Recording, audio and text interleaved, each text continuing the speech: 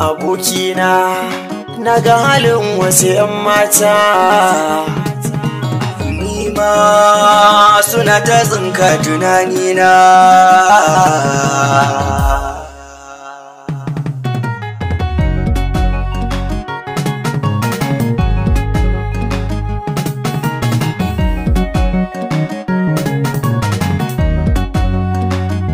Abokin rayuwa shi ne jigon 'yan uwantaka, zama bisa gaskiya sai ka ga an zamto ɗaya. Abokin rayuwa shi ne jigon 'yan uwantaka, zama bisa gaskiya sai ka ga an zamto ɗaya. Da cire masoyi kwairi ba ni ban yi shi ba gaskiya, raina ta tsirare da taba ba ni ganin ta da gaskiya. Kai Salisu ka gani yadda ta bi ta ibin mamaya, na kara amintuwa duba ta sauya ni gaba daya.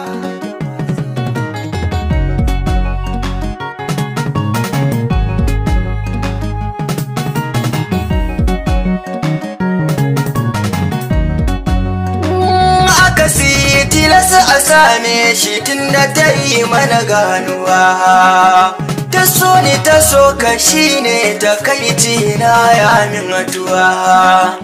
Amma kai min uziri don ka san ban kula yar kowa, sharin wannan hadiya ne yasa yau na ji hajijiya. Abokin rayuwa shi ne jigon 'yan uwantaka, zama bisa gaskiya sai kaga an zama to ɗaya.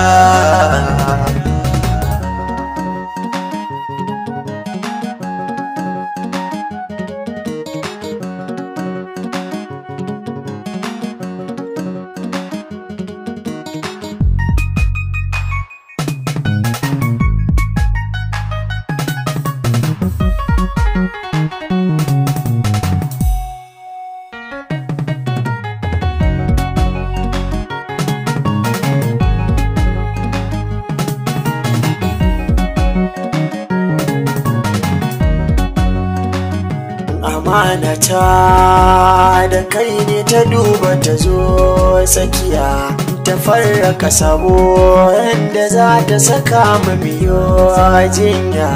Abokina ka san inda ce ba kai mini zayya, hakan ne sanya wasu suke so yau su gaban sauya.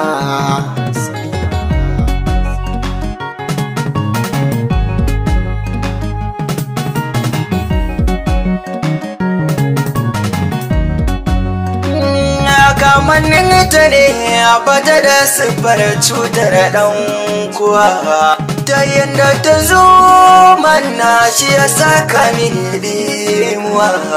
Amma Allahu ya fi ta ba wani ƙudurin ramuwa, ba gane hali ta kamanni yau na yi dubiya.